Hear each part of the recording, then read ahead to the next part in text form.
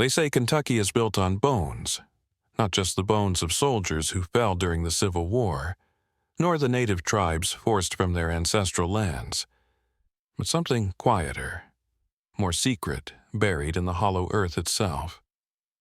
In the low Appalachian valleys, where fog clings to the treetops and the hills fold in on themselves like shadows, there was once a coal camp that almost no one dares to mention anymore. Official records place it somewhere in Harlan County. Locals whisper its name only at night. And in the span of just 12 years, 113 men vanished there, sealed alive in the earth, their existence written out of history as if they had never been born. This is not the story you'll find in history books. It's the story the coal companies tried to bury with the men. But sometimes the land remembers what men try to forget. If you love dark, forgotten history, consider subscribing, because the past has more ghosts than anyone is willing to admit. And before we go deeper into the tunnels of this story, let me know in the comments where you're watching from and what time it is there. You might be surprised how many of us are sitting in the dark together. The camp itself was born in the 1880s, when railroads were hungry for fuel and coal barons were hungry for labor. They built entire towns overnight wooden barracks for the miners, a company store where wages vanished as quickly as they were earned, and a church that doubled as a meeting hall. Everything belonged to the company: the walls, the food, even the air. The miners were, in every sense, owned. The first time outsiders mentioned the place was in a small county newspaper in 1884. The article was short, almost careless. New shaft opened in the eastern ridge. Camp workers settled. Company anticipates abundant yield.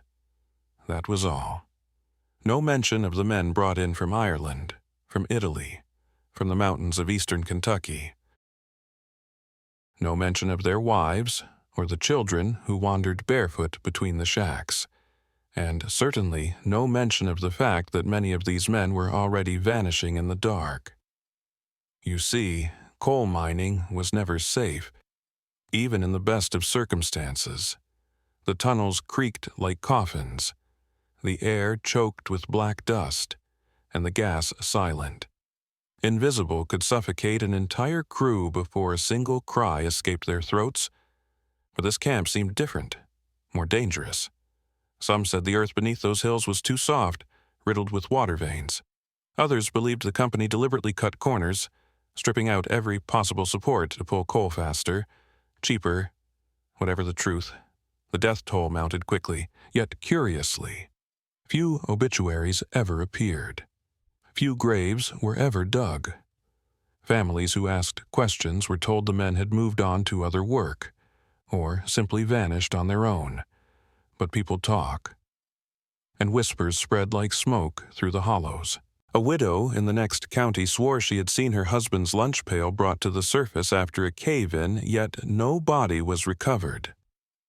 Another woman told of finding her husband's boots, covered in dust, placed neatly on the porch weeks after he was declared missing. It's tempting to dismiss these tales as grief, as hallucinations of women left destitute. But the number 113 was too precise, too heavy to ignore. 113 men across 12 years, each one buried in silence, each one forgotten by official ledgers. What kind of camp could make that many men disappear? The children of the miners remembered the camp with dread. Years later, when interviewed in passing, they spoke of nights when the ground itself seemed to groan, when lanterns flickered though no wind blew. Some recalled hearing distant hammering deep underground, long after the last shaft was sealed. Were those the echoes of trapped men, still clawing for air, or something else entirely? The coal camp sat in a hollow so deep that the sun vanished early, leaving the houses in shadow long before dusk. Photographs from nearby camps in the same decade show gaunt faces, soot-caked skin, and hollow-eyed children clutching dolls made of rags. Yet, curiously, No known photographs survive of this particular camp. None, not a single surviving image of the barracks, the mine, or the workers. It's as if someone deliberately erased its presence, not just from the earth, but from the record. So we begin here, with silence, shadows, and bones. A town where the men went to work each dawn, black dust marking their skin like a shroud, and where too many never came back. Imagine the fear of watching your neighbor walk to the shaft one morning, hearing the whistle blow, and realizing by nightfall that his bed was empty, his children fatherless. How many times could a community bury its grief before it began to rot from within? Even the company doctor, one of the few literate men on site, left behind a single surviving note. Dated October 12, 1889, it read another collapse. They say 14, told to sign 7. The rest remain. What did that mean, 14 dead? But only 7 officially counted. The note stops abruptly. Ink smeared across the page, as if the man thought better of leaving evidence. And so, as we step into the darkness of this story, I ask you how many men truly lie beneath the Kentucky soil, how many families were told to forget, and what kind of force, human or otherwise, was powerful enough to make 113 workers disappear in 12 years. The earth has a way of swallowing secrets. But sometimes, if you listen closely enough, the ground still murmurs. Coal was more than fuel. It was blood. In the late 19th century, when industry's hunger for power spread across America, nowhere was the demand sharper than in the coal towns carved into Kentucky's mountains. The hollow where this camp stood was no exception. Here, men worked from before dawn until after nightfall, crawling through narrow shafts that stank of sulfur and damp stone. They carried only lanterns to pierce the dark, picks to strike the seams, and a desperate faith that the timber supports above them would hold one more day. Coal was wealth for the company, but ruin for the workers. Miners were paid in scrip currency that held value only at the company's store. Wages, such as they were, never reached beyond the reach of the coal barons. A man could labor 10 years and still die in debt, his widow left with nothing but a shack destined for demolition. Food, tools, clothing, even medicine all flowed through the company's hands. The prices inflated, the choices limited. Debt bound the workers as surely as iron chains. The conditions were not merely harsh, they were lethal. Roof falls crushed men without warning. Explosions of methane gas sent fire racing down tunnels faster than any man could run. The dust filled their lungs, turning them into husks before 40. And yet, for those in this camp, there was something worse than the dangers everyone expected. Something deliberate. Stories circulated that the foreman, driven by quotas and pressed by distant owners, would cut supports too thin, ignore warnings of shifting stone, and send men deeper into unstable shafts. Safety, after all, cost money, and every man lost could be replaced by another desperate soul drawn by the promise of work. What makes this particular camp so chilling, however, is not only the number of dead but the silence that followed each loss. Other mining towns, brutal as they were, had ceremonies, processions, graves to mark a life extinguished. But here, little or nothing. Death was swallowed whole by the company. Consider the case of Patrick Donnelly, an Irish immigrant who arrived in 1886. He wrote letters to his sister in Boston, speaking of the poverty but also the hope of saving enough to send for her. Then one winter, the letters stopped. No body was ever returned. No explanation given. When his sister wrote to the camp, the only reply was a short note: "He is no longer in our employ." Nothing more, not dead, not alive, simply erased. And Patrick was not alone. In those 12 years, men disappeared from payrolls like ink vanishing from damp paper. Their names ceased to appear in records. Their families were told nothing. Official death tallies remained suspiciously low. To the outside world, The camp was simply another struggling mining town. But within its borders, the truth was etched into the faces of widows who grew gaunt, and children who stopped asking why their fathers never came home. There is a cruelty to this kind of forgetting. When a man dies, his memory lives in those who bury him. But when he disappears, when his death is denied or hidden, even grief becomes impossible. Families in this camp existed in that limbo caught between mourning and hope, their lives suspended like dust in stale air. Some whispered that the company bribed county officials to ignore reports, that inspectors who dared to visit were led only through the safest shafts, while the dangerous tunnels where deaths had occurred were sealed before outsiders could step inside. Others claimed there was a ledger, kept by the superintendent, where each accident was carefully tallied and then locked away.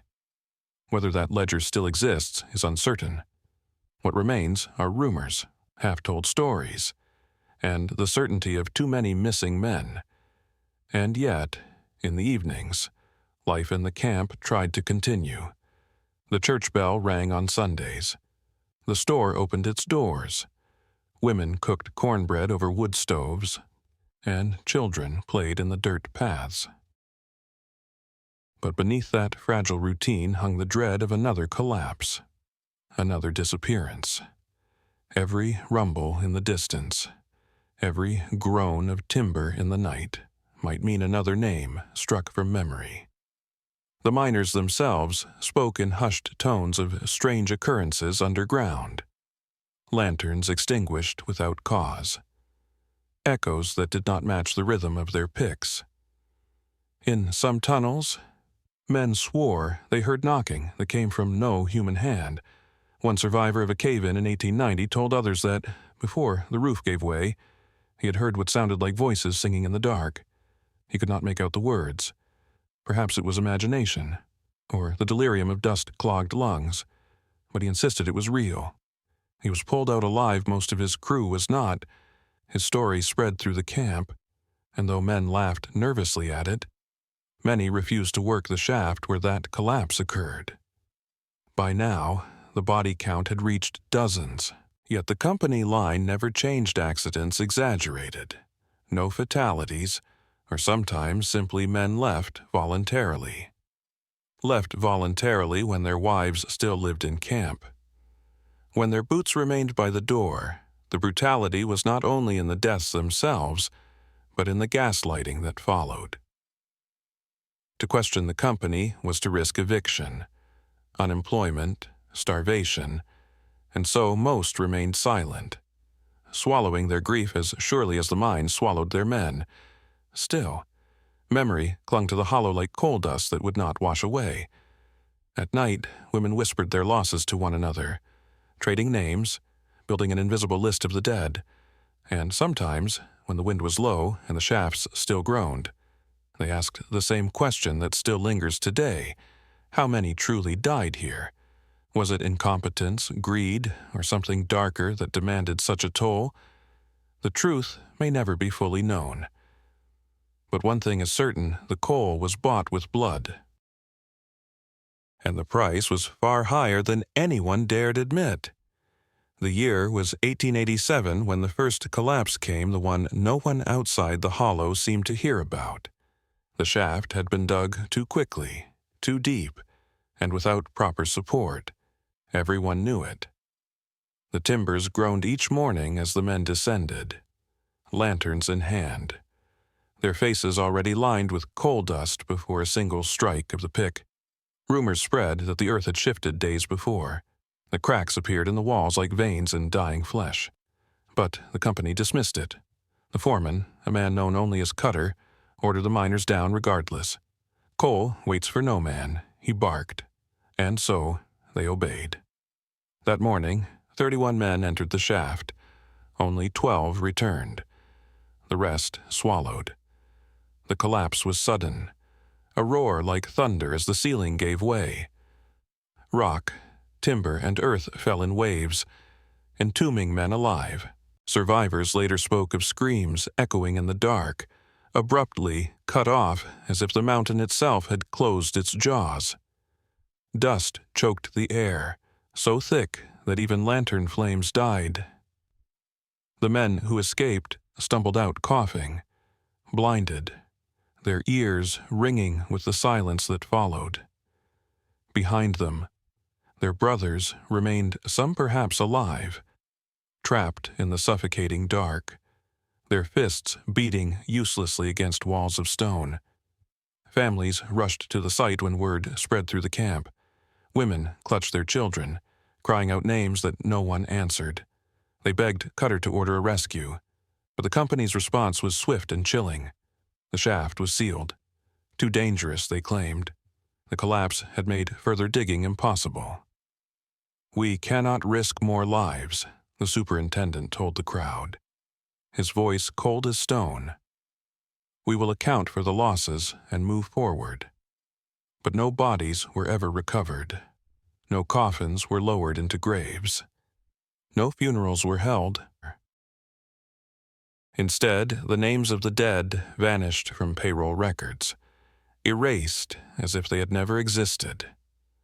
For the widows, this was the cruelest blow. How do you mourn a man when you have no proof he is gone? How do you bury someone when the earth itself refuses to give him back? Whispers spread quickly through the camp. Some said the men had not all died instantly, that faint cries were heard for days after the collapse, carried up through the cracks in the ground. A group of wives swore they heard knocking, steady and desperate, echoing beneath their feet at night. One mother claimed she heard her son's voice calling her name from under the soil, only to be hushed by neighbors who feared the madness of grief. Others whispered of darker things, that the company had ordered the rescue halted not out of fear for safety, but out of greed, that to admit so many deaths would ruin them financially, that perhaps the collapse itself had been inevitable foreseen, even welcomed as a way to avoid paying wages owed to desperate men. Could it be true, or were such thoughts simply the poison of sorrow?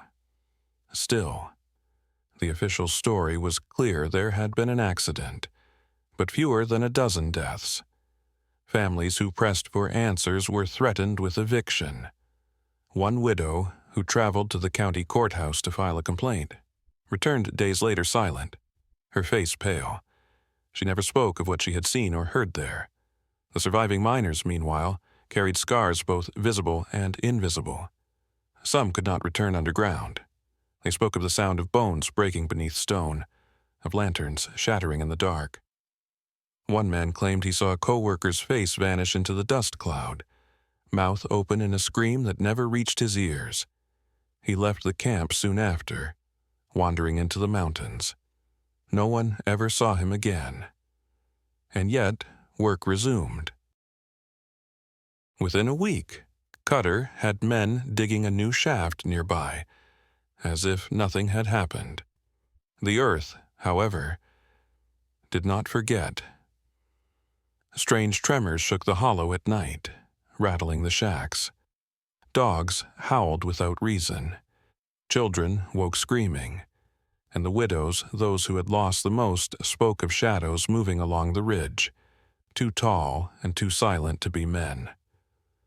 Was it grief that conjured these visions, or something far older? Awakened by the cave-in, Appalachia has always been a land of superstition, where ghost stories linger like mist in the trees. The miners, hardened though they were, could not shake the feeling that something unnatural had taken root in their camp. Even more unsettling were the missing records. Weeks later, when a sympathetic preacher from a neighboring town came to offer comfort, he asked for a list of the dead. None was produced. Payroll ledgers showed fewer names than those remembered by the families. When he pressed further, Cutter grew hostile. "Best not to stir up old earth," he said. The preacher left soon after, and no minister ever returned. The widows, left without graves to visit, began meeting at night, in kitchens lit only by oil lamps. They whispered the names of the missing, refusing to let memory fade. They made their own ledger, scrawled in pencil on scraps of paper. 31 entered, 12 returned, 19 unaccounted for. But their secret gatherings could not erase the silence imposed by the company. So the first collapse passed into shadow. To outsiders, it was never more than a minor mishap, barely worth printing in local papers. But to those who lived in the hollow, it was the beginning of a curse. The mine had claimed its first great toll, and in the years that followed, it would claim many more. Which begs the question, was it only greed and negligence that sealed those men beneath the earth? Or did the hollow itself demand a price, hungering for lives it would never release? After the first collapse, the camp was never the same. Though work resumed and shafts reopened, a shadow clung to the hollow, and it followed the women most of all. Widows wandered the narrow dirt lanes with faces carved by grief, their hands calloused not only from labor but from clutching the absence of those who would never return.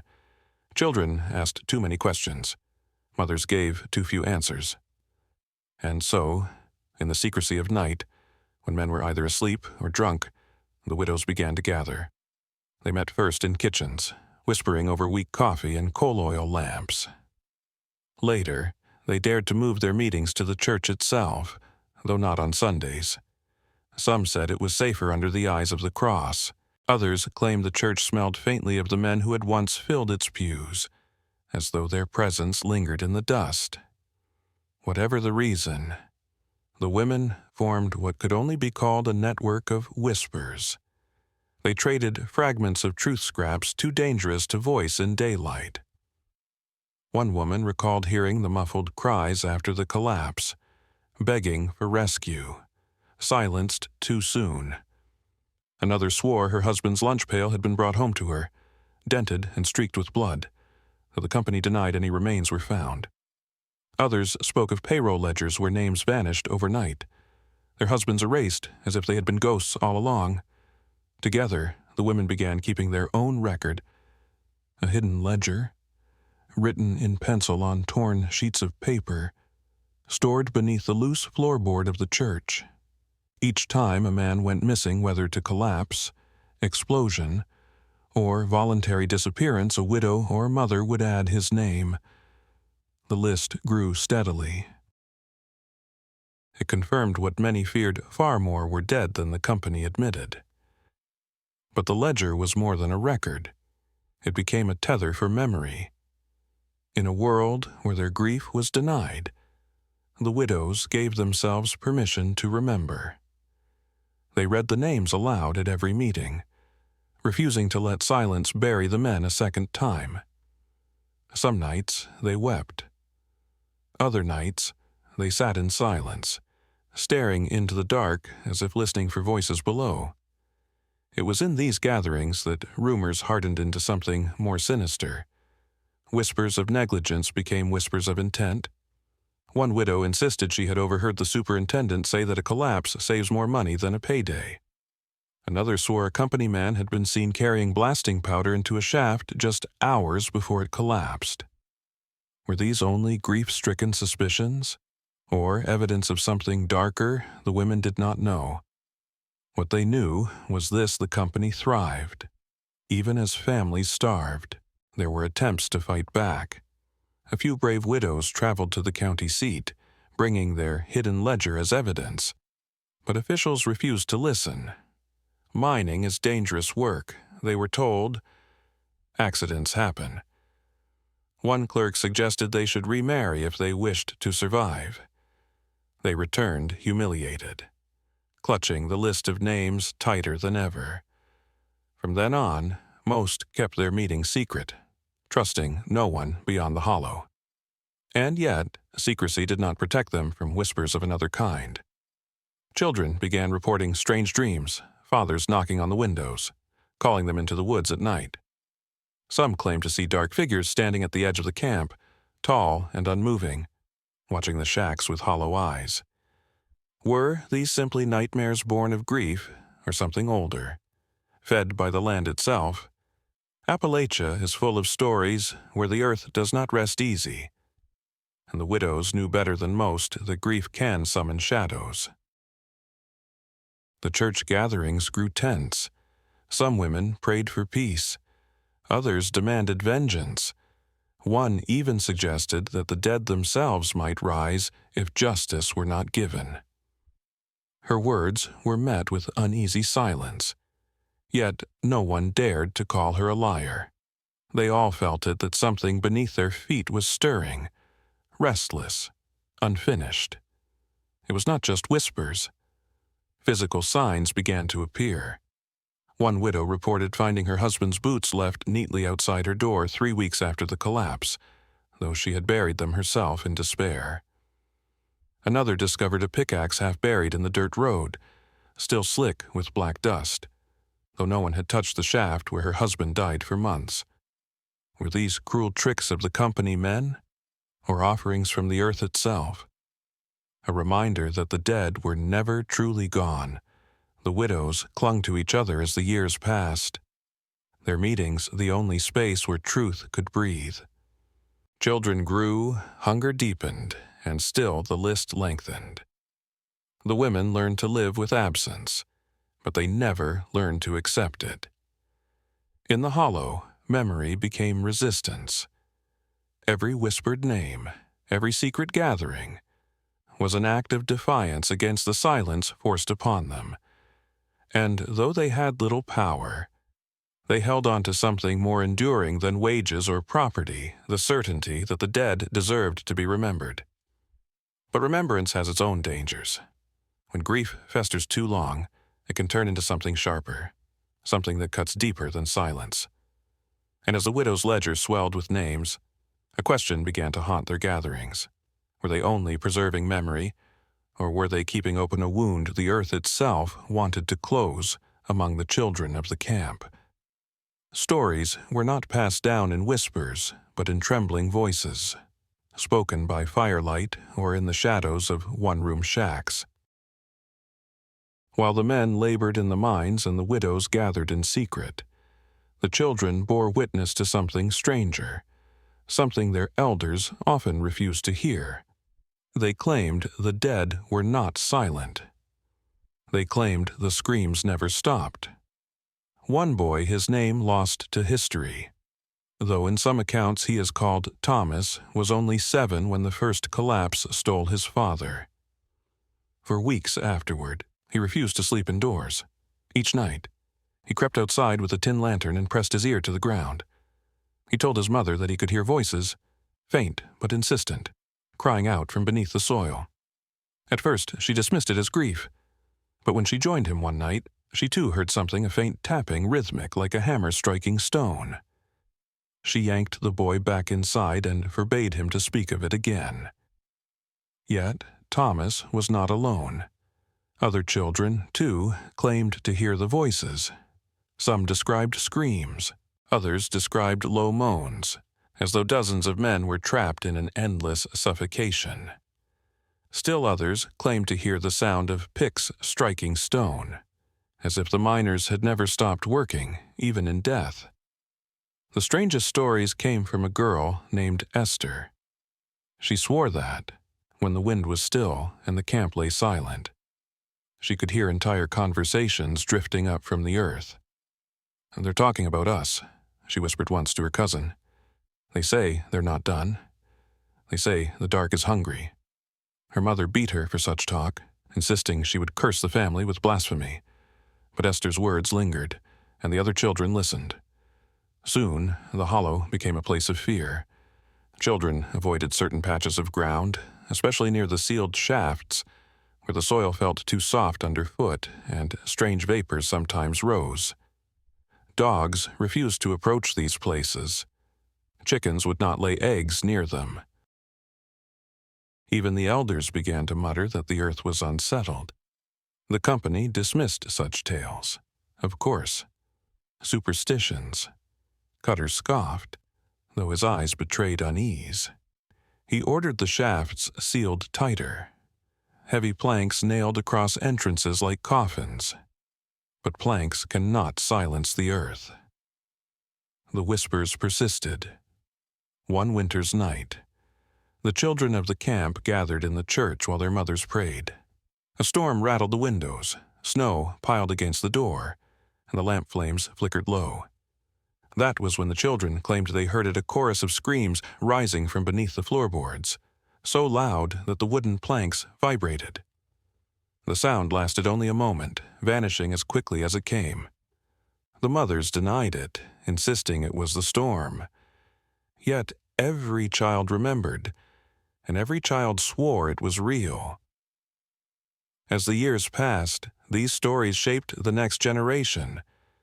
Children grew into youths who carried the weight of fear and wonder in equal measure. Some refused to enter the mines when their time came, choosing instead to wander off into the mountains, living half wild rather than risk the hollow's hunger. Others accepted their fate but carried charms, carved from bone or wood, meant to protect them from the voices below. The widows, for their part, began to wonder if the children were more sensitive to what the rest of the camp tried to ignore. Were the young simply imagining what their mothers feared too much to admit, or did they truly hear the cries of the men entombed in stone? A chilling account survives in a fragment of a letter written by a traveling preacher in 1892. He visited the camp briefly and claimed that one night a group of children approached him, begging him to pray over the mine. They said their fathers spoke to them still, he wrote. They said the ground beneath their beds was not silent, but restless with voices that would not be stilled. When I told them to hush, they began to wail all at once, as if a great hand had seized their throats. The preacher left the camp at dawn and never returned. The most unsettling tale, though, concerns a child who did not survive. In the spring of 1893, a young boy was found lying near the sealed shaft, his hands pressed into the dirt, his ear resting against the ground. His mother swore she'd only turned her back for a moment. When she lifted him, his face was pale, his eyes wide open, and no breath remained in him. Some claimed he had been frightened to death. Others insisted he had been pulled down, not physically, but in spirit, claimed by the same dark that held his father. The boy was buried quietly, without ceremony. His name, too, vanished from record. And so, the legend of the children deepened the camp's dread. Miners feared collapse. Widows feared starvation. But children feared the voices that never stopped. Their testimonies, too strange, too terrible, were often dismissed as fantasy. But in the ledger the widows kept, alongside the names of the missing men. Some began to add notes about the children's visions. Little scribbles, almost like warnings. Heard him at night. Said they still dig. Cried out beneath the floor. What do we make of this? Were the children hallucinating under the weight of grief and hunger? Or did their innocence allow them to hear what adults refused to believe, that the hollow was not finished? That the miners buried alive were not silent, and perhaps never would be. The year 1894 brought a spectacle that should have brought closure, but instead only deepened suspicion. It was called In Whispers, the burial without bodies. The company, faced with rising tension and murmurs of unrest, staged a public ceremony meant to pacify the camp.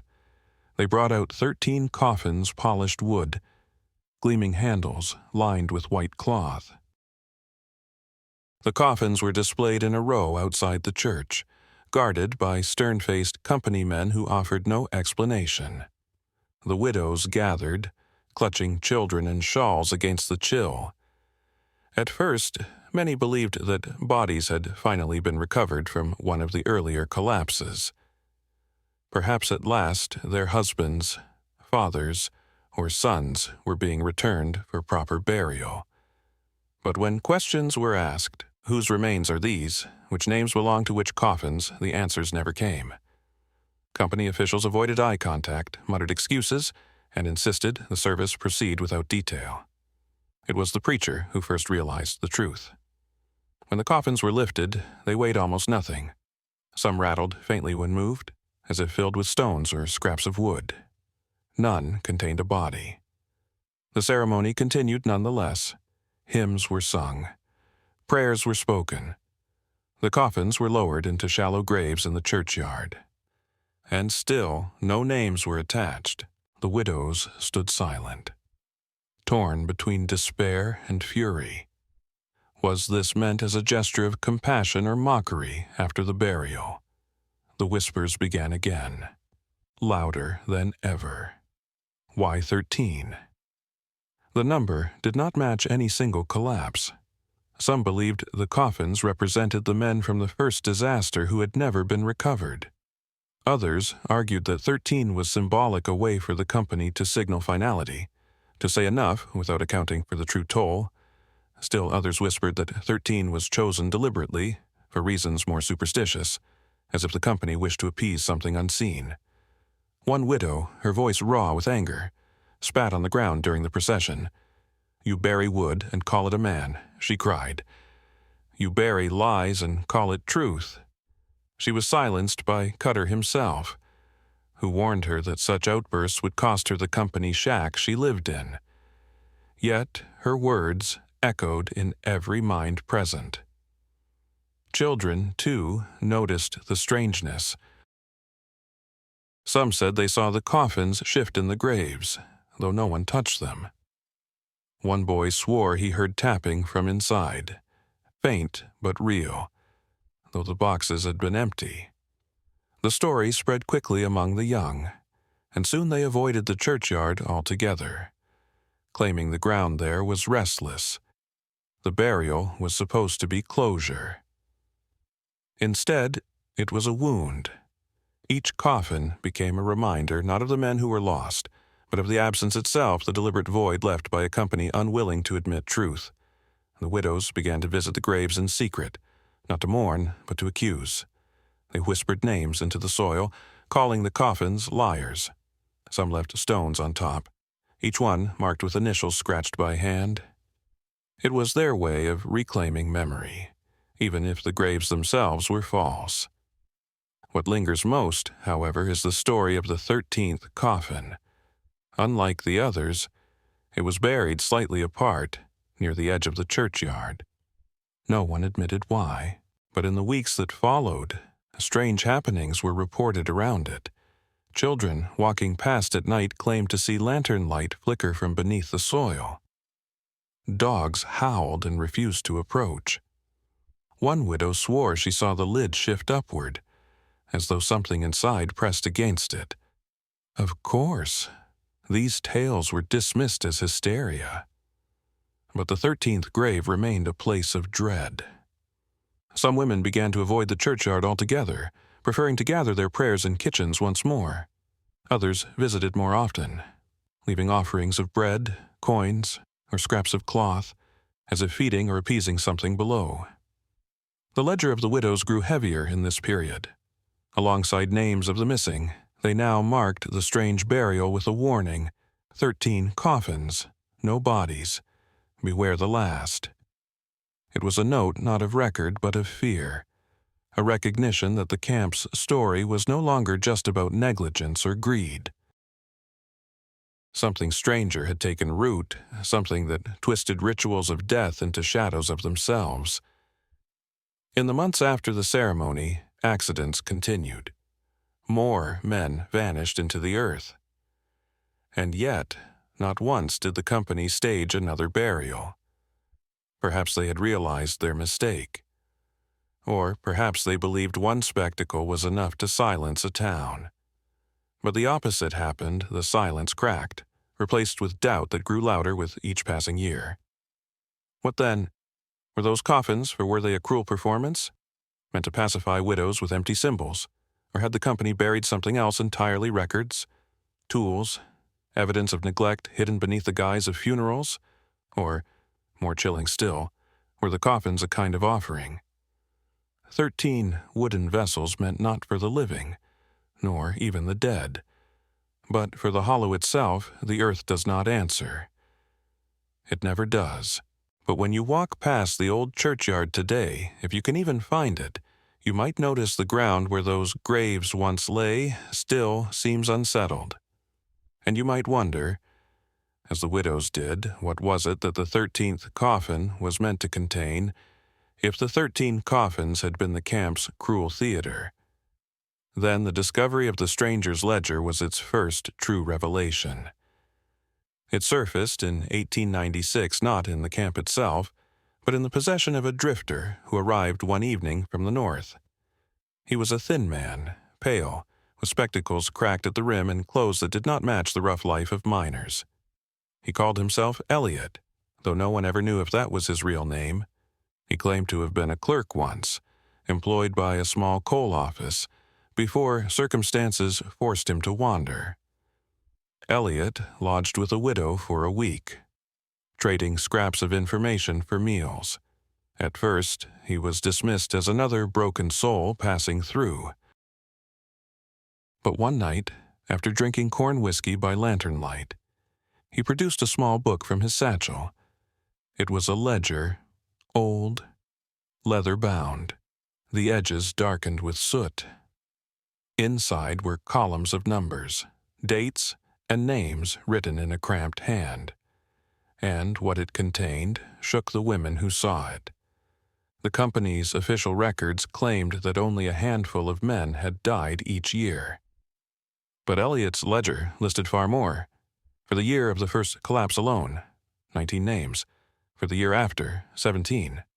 In one especially grim entry, May 12, 1891, shaft fire, 34 lost, no recovery. By Elliot's count, over 100 men had been recorded as dead or missing within just a decade, numbers that aligned eerily with the widow's secret ledger. But there was more. In the margins, notes were scrawled in different ink. Supports cut deliberately. Explosives used without record. Sealed per orders. The handwriting suggested the author had not only tallied deaths, but documented suspicions, perhaps even admissions that the collapses were not always accidents. When asked where he had obtained such a book, Elliot grew evasive. He claimed it was left behind by a superintendent who had vanished suddenly. His office cleared out overnight. Some whispered Elliot had stolen it. Others believed he had been given it, perhaps as payment for silence. But whatever the truth, his possession of the ledger made him dangerous. The widows begged him to share it with outsiders, to bring it to officials in Louisville or Frankfurt. Elliot shook his head. "Do you think they don't already know?" he asked. "Do you think men that powerful leave records like this lying about by mistake? This book is both a confession and a trap." His words unsettled the women. Why keep the ledger if not to expose the truth? What trap did he mean? Elliot never answered fully. He said only that numbers had power, that to write a name was to admit responsibility, but also to bind it. "These men are not gone," he muttered once. "They are counted, and in being counted, they remain." Within a week, Elliot was gone. He left at dawn, his satchel lighter than when he arrived. Some swore he had taken the ledger with him. Others insisted he left it hidden in the hollow. A few even claimed the widows had taken possession of it, though no proof survives. What is certain is this: after Elliot's departure, the ledger was never seen again. Yet the rumors did not vanish. In fact, they grew louder. Men began to whisper that the company was covering not only negligence, but intention. That certain collapses had been orchestrated to rid the payroll of too many mouths, or to punish miners who muttered of strikes. And more unsettling still, some wondered if the ledger had revealed something else, an agreement between company men and something beneath the ground. Why else would Elliot speak of names that remained the widows, emboldened by the stranger's visit, became more open in their defiance? They told the children never to forget their father's names. They carved initials into tree trunks and stone walls. They spread stories of the company's crimes, weaving rumor with fact until no one could tell where history ended and legend began. Cutter, furious at the unrest, tightened his grip on the camp. He banned gatherings after dark. He posted guards near the church. He even threatened to evict families who spoke of the ledger. But repression only fanned the flames. Miners began to look at him with hollow eyes. whispering behind his back. They worked, still, but their silence was heavier than stone. By autumn of that year, the camp was split in two, those who clung to company loyalty, fearing starvation if they rebelled, and those who whispered of curses, convinced that the hollow itself demanded tribute. Between them lay the unspoken truth of Eliot's ledger, a ghost of ink that haunted every conversation. And though no one could say for certain what became of the book, its power endured.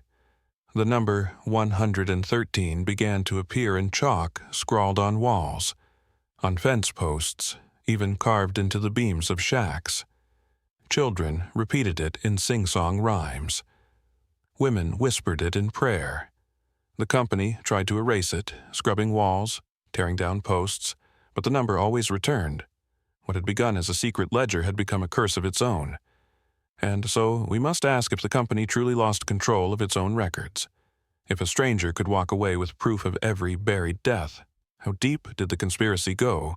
Was Eliot merely a drifter, or a messenger carrying the Hollow's darkest confession? The ledger is lost to us now, but in the silence it left. The camp found a terrible strength the knowledge that the dead had been counted, and that no matter what the company claimed, the earth itself kept score. By the late 1890s, the Hollow was a place no one entered willingly.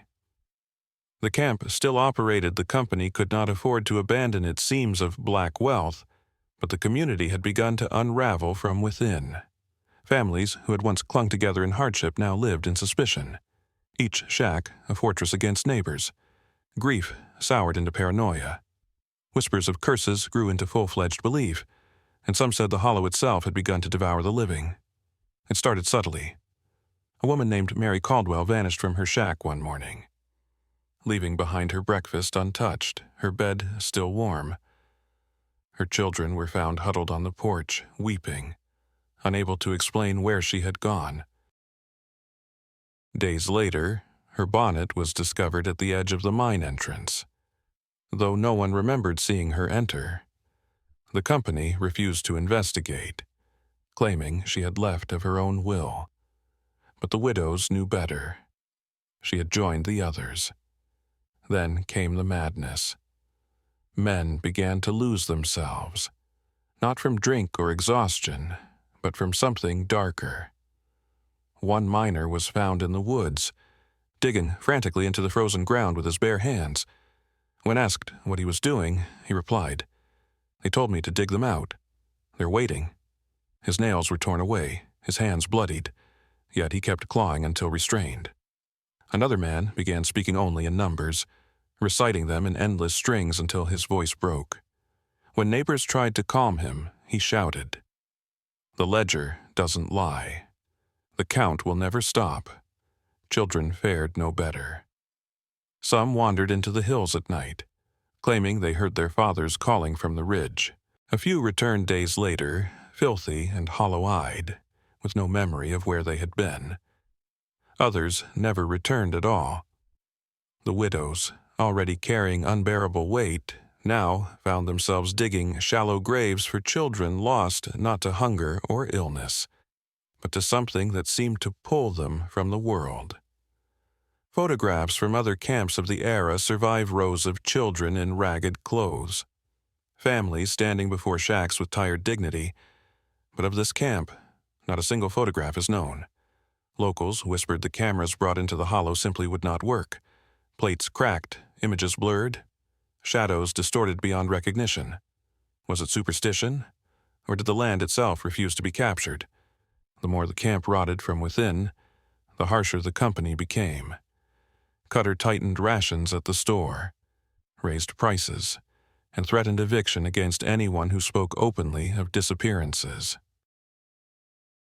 Guards patrolled the roads, not to protect families, but to keep them from leaving without permission. It was as if the camp had become a prison, the mine a warden, and yet, beneath the iron grip of the company, the ledger, the one the widows had kept, the one Eliot had carried, still haunted the community. Women added names with trembling hands, scratching initials into scraps of paper, carving them into wood, even burning them into stone. To forget was impossible. To remember was dangerous. And so the camp lived in a tension between silence and defiance. A tension that frayed every thread of sanity. Then came the winter of 1898, remembered as the season of vanishing.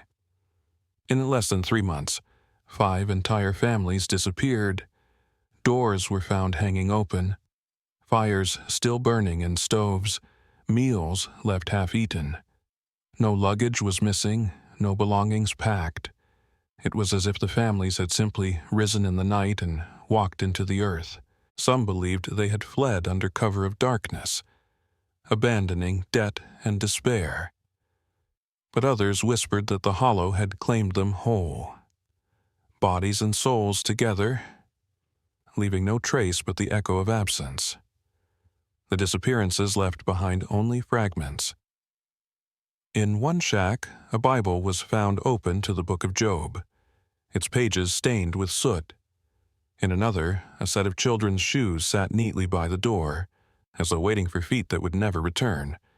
And in the third, carved into the wall above the hearth, was a single number 113. That number had become an obsession, a curse etched into every mind.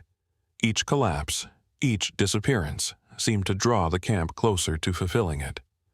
But who had first spoken it, Eliot's ledger, the widow's whispers, or the hollow itself? By now, the camp was less a community than a graveyard of the living.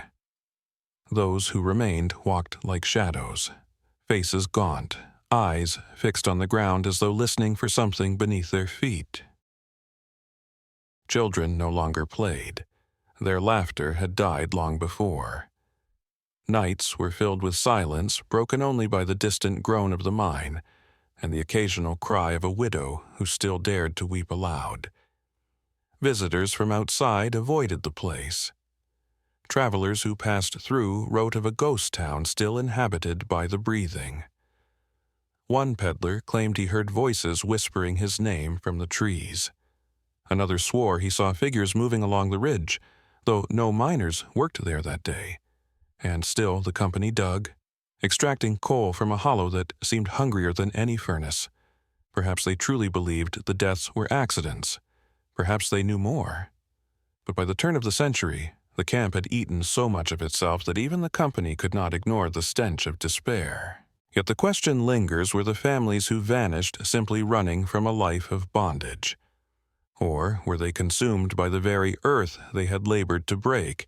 And if the latter, then what does it mean that their names, too, were erased from records, leaving only whispers and the number 113 carved into the hollow's memory? By the early 1900s, the hollow had become more than a wound, it was a scar.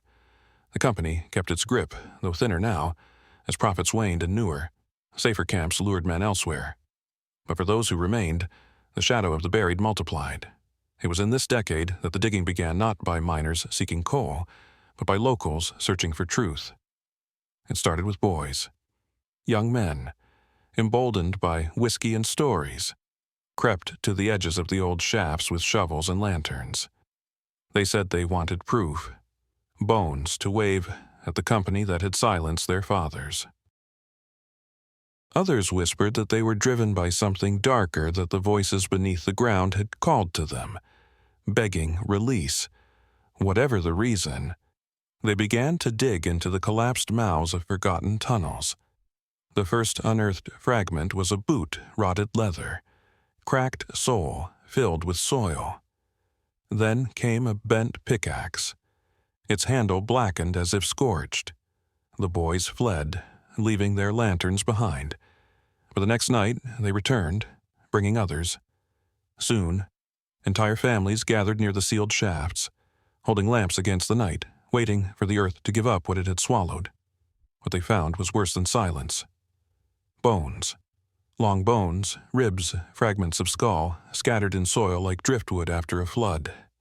Some were charred, some snapped clean, others crushed into splinters, and mingled with them were tools, shovels, drills, lantern frames suggesting the men had not died instantly but had struggled, perhaps for hours, before the weight of earth silenced them.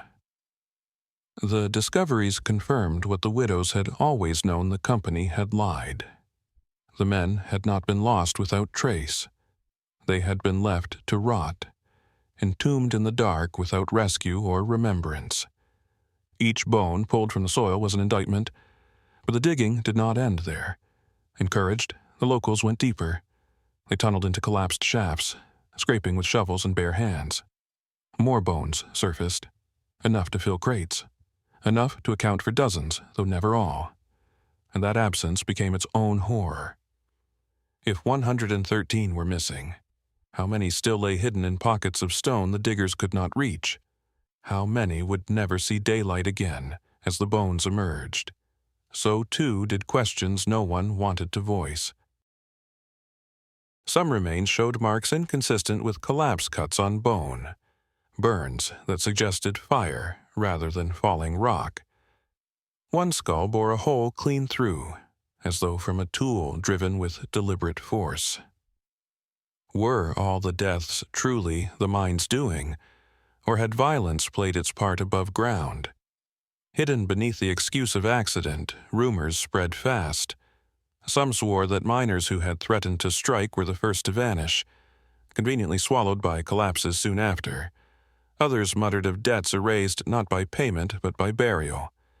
The hollow silence, it seemed, had covered not only negligence but murder. And then there were the sounds. As bones were unearthed, diggers began to report strange noises, faint knocking from deeper within the earth, whispers that seemed to rise with the dust, curling into ears before vanishing. One man swore he heard his father's voice, calling his name as he lifted a femur from the soil. Another claimed the bones themselves shifted when touched, as though resisting their removal. The widows, though vindicated, grew uneasy. They had begged for proof, yet proof came with its own curse. To disturb the resting place of the dead was to stir their unrest. Some pleaded for the digging to stop, fearing the dead would not forgive such intrusion. Others insisted it must continue, that every bone deserved to see light, every man deserved a name. The company, predictably, responded with fury. Cutter, older now but no less cruel, sent guards to seize the remains. Crates of bones were confiscated, hauled away under cover of night. Where they were taken, no one knew. Some said they were dumped into rivers. Others claimed that they were buried in unmarked pits beyond the county line. What is certain is that they never returned. Yet even Cutter could not erase what had been seen. Too many had touched the bones with their own hands. Too many had smelled the ancient dust. Too many had heard the echoes beneath. Word spread to neighboring counties, carried by preachers and drifters. The camp was cursed, they said, a place where the ground ate men and the company fed the earth with silence. Few dared to pass through after that. But the digging never entirely stopped. In secret, some continued. They whispered that to stop would leave the count unfinished, the dead unacknowledged. And in those furtive excavations, more fragments surfaced, tools rusted to nothing, scraps of cloth that disintegrated at a touch, bones etched with marks no one could explain. The hollow became a place of reckoning. Each bone raised more questions than it answered. Each discovery fed the legend that the miners had not simply died, but had been sacrificed whether to greed or to something older that dwelled beneath the ridges. And so, by the turn of the century, the hollow was no longer merely a coal camp. It was a grave, a crime scene, and a ghost story all in one. The number 113 hovered over it like a curse, not diminished but sharpened by the bones pulled from the ground. Yet the count was still incomplete. And perhaps that is the most unsettling truth of all, that the digging only ever revealed fragments. Never the whole, which leaves us to ask how many men remain down there, beyond reach, waiting still in the dark. By 1902, the hollow was scarcely more than a scarred memory on the maps of Kentucky, though men still labored there under the company's banner. The coal seams grew thinner, the profits leaner, and families trickled away until only the most desperate remained. Yet, for those who stayed, the silence grew louder than the picks and shovels. It was a silence shaped not by peace, but by absence, by the weight of the 113 who were never given graves, by the bones confiscated, by the names erased. What made the place unbearable was not just what had been lost, but what lingered. Survivors swore that even when the shafts were abandoned, the ground groaned at night, as though the earth itself still shifted with bodies. The wind through the hollow carried voices that no one wanted to claim as their own. Some miners refused to enter certain tunnels altogether, insisting they heard whispers urging them to stay away. Others, reckless or desperate, claimed the voices promised riches if they dug deeper, though none of them lived long enough to prove it. Cutter, gray-haired and brittle, finally left the camp that year, slipping away under cover of dawn. Some said he feared the law, though no charges were ever filed. Others believed he feared something greater, the reckoning of the men he had abandoned. His shack was found days later with the windows shattered, though no one had entered. On his desk was a single scrap of paper with the number 113 scrawled over and over, filling every inch until the ink bled through. Cutter was never seen again. The camp decayed quickly after his departure. Roofs sagged, the store emptied. The church fell silent. Families who had remained out through everything, the collapses, the disappearances, the burials without bodies, finally fled. Some walked away with only the clothes on their backs, muttering that no wages were worth the price of the hollow. Others vanished without farewells, shacks left open to the wind. By the time the last cart of coal rolled out, the camp was a skeleton. Weeds grew in the paths where children once played. Doors creaked in the wind. The graveyard of 13 empty coffins sank into the earth, tilting and breaking, until only warped markers hinted at their presence. The hollow, once filled with the sound of labor and grief, returned to its natural state of quiet, but it was a quiet poisoned by memory. And yet, the silence was not empty. Locals in neighboring counties began to tell stories. Hunters claimed to see lanterns bobbing in the hollow at night, though no miners had worked there in years. Travelers swore they heard hammers striking stone when they passed the ridge, faint and rhythmic, like echoes from a time long gone. And always, there was the number scratched into bark, etched into abandoned walls, whispered by children who had never set foot near the place.